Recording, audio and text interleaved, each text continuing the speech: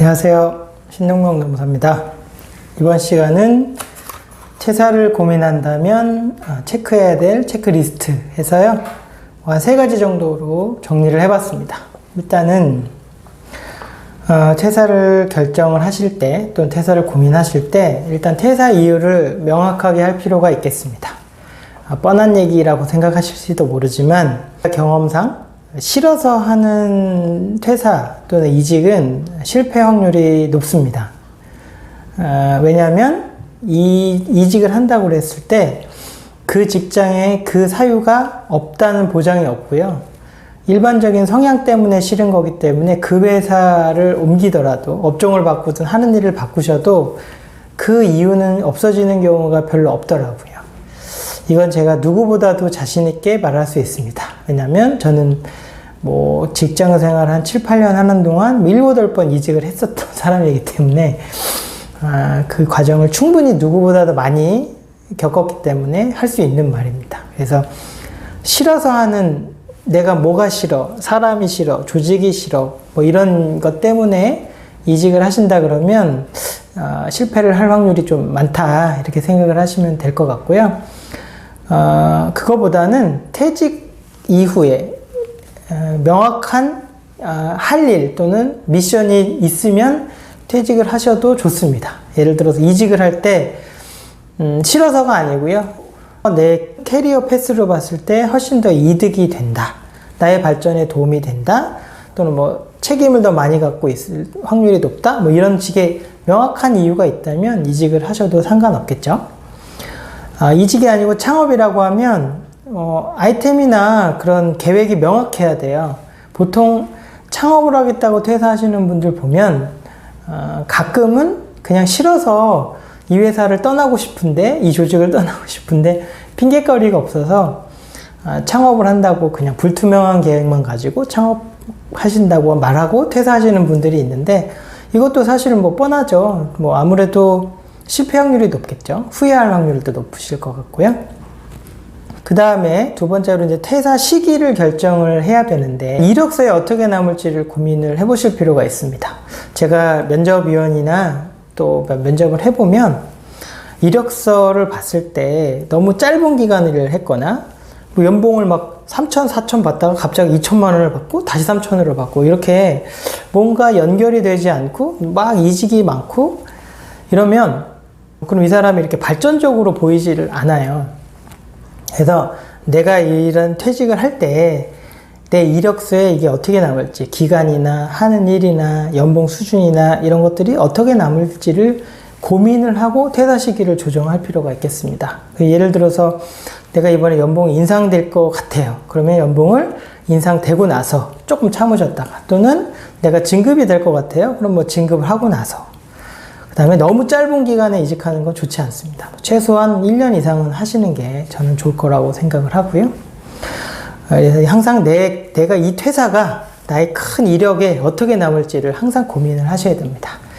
두 번째는 퇴직금이 이왕이면 퇴직할 때 극대화될 수 있도록 퇴사 시기를 조율을 하는 게 좋겠죠. 그래도 성과급을 받았다거나 승진을 했다거나 또는 연차 수당을 지난해에 많이 받았다거나 이런 것들이 다 퇴직금을 올리는 효과가 있거든요. 그 다음에 또 이 퇴직금 계산할 때는 2월이 들어가 있는 달이 유리합니다. 그래서 2월이 포함된 2월, 3월, 4월, 4월에 퇴사를 한다거나 이런 식으로 하는 게 퇴직금 계산에는 좀 유리하죠. 특히나 근속기간이 기신 분들은 퇴직금의 영향을 생각보다 많이 받습니다. 퇴직금을 어떻게 하면 극대화할 수 있는 시기가 무엇인지 한번 생각해 보시고요. 이거 관련해서는 제가 별도로 영상을 찍어 놨습니다. 그래서 퇴직금을 많이 받고 싶다면 이렇게 하는 영상을 제가 이렇게 따로 찍어 놨거든요. 그래서 이 영상을 한번 봐주시면 도움이 될 것 같고요.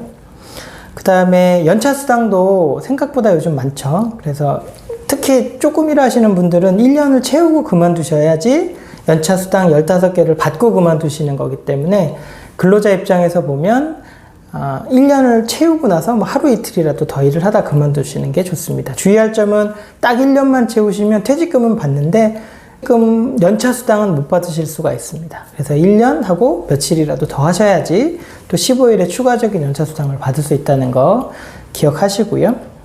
그 다음에 퇴사 과정상 유의사항이 있을 수 있겠습니다.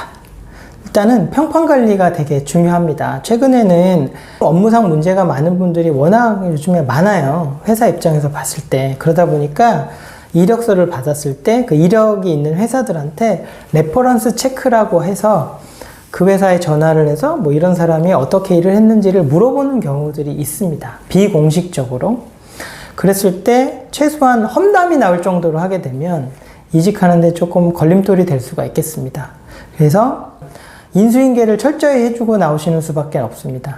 급하게 이직을 하시더라도 최대한 그 인수인계를 잘 해주시고, 만약에 좀 급하게 퇴사를 하신 거라면 퇴사 이후에라도 짬짬이 내서 회사를 도와주는 모습을 보여주시는 게 나중에 또 다른 이직을 하실 때 크게 도움이 된다는 거 기억을 해주시고요. 최근에는요, 대표님들이 인수인계를 너무 엉망으로 하거나 갑자기 퇴사를 하시면 손해배상 청구를 생각하시는 분들도 있을 정도로 이 인수인계는 되게 중요하고, 인수인계가 엉망이면 내가 뭐 법률 분쟁에 휘말릴 수도 있다, 이런 것도 생각을 하셔서 평판 관리 차원에서 인수인계는 철저히 해주시는 게 좋고요. 두 번째는 경력증명서가 있는데, 경력증명서는 보통 퇴사하고 3년 동안 회사가 이제 발급할 의무를 갖게 됩니다. 근데 사실은 그만둔 회사에서 경력증명서 요구하는 게 사실 쉽지가 않은 경우가 꽤 있어요. 그래서 아예 퇴사하실 때 경력증명서를 받고 나오시는 것도 도움이 됩니다. 그때 경력증명서에는요, 근로기준법 제39조에 보면 근로자가 요구한 사항만 적게 돼 있거든요. 혹시 그냥 경력증명서 띄워주세요 라고 했을 때 회사가 나한테 불리한 내용이 써 있는 걸 미리 체크할 수도 있는 거잖아요. 그래서 나는 이런 내용이 들어가는 걸 원치 않습니다, 이런 내용으로 좀 해주세요. 뭐 거짓말을 쓰라는 건 아니고요. 사실을 적되 요구한 사항만 적을 수 있게 얘기를 미리 해서 경력증명서를 받아오서 퇴직을 하시는 게 좋을 것 같고요. 마지막으로 4대 보험 상실이 있는데, 이거는 이제 만약에 퇴사를 하시고 나서 실업급여를 받는다, 어떤 이유로, 여러 가지 이유로 실업급여를 받는 경우라고 하면 회사에서 4대 보험 상실 코드를 입력을 하실 때 실업급여를 받는 코드가 정해져 있습니다. 그 코드를 넣어달라는 거를 명확히 한번 다시 체크를 하실 필요가 있어요. 담당자 실수로 실업급여를 못 받거나 오래 걸리거나 뭐 정정하고 이러는 것 때문에 그런 경우가 있을 수 있기 때문에 실업급여를 받고 나오시는 분 같은 경우에 4대 보험 코드, 상실 코드를 정확히 기입을 해달라고 말씀을 미리 해주시고요. 그 다음에 이제 곧바로 바로 입사를 하시는 분들도 있을 수가 있어요. 그러면 고용보험은 특별한 경우가 아니면 이중 취득이 안 되거든요. 그래서 상실이 되고 취득이 돼야 됩니다. 근데 이직한 회사에서 사다보험 취득을 하려고 봤더니 저쪽 회사에서 상실이 안 돼서 취득을 못하는 경우도 간혹 생깁니다.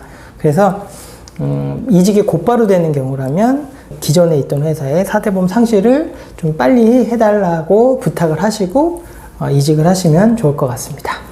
오늘은 퇴사를 고민하고 계실 때 퇴사 이유를 명확하게 하고 퇴사 시기를 잘 결정하시고, 퇴사를 한다면 퇴사 과정상 유의사항이 3가지 정도 있으니까 그걸 정리를 하는 영상을 마련해서 전달해 드렸습니다. 참고하셔서 퇴사하시는데 도움이 되셨으면 좋겠습니다. 감사합니다.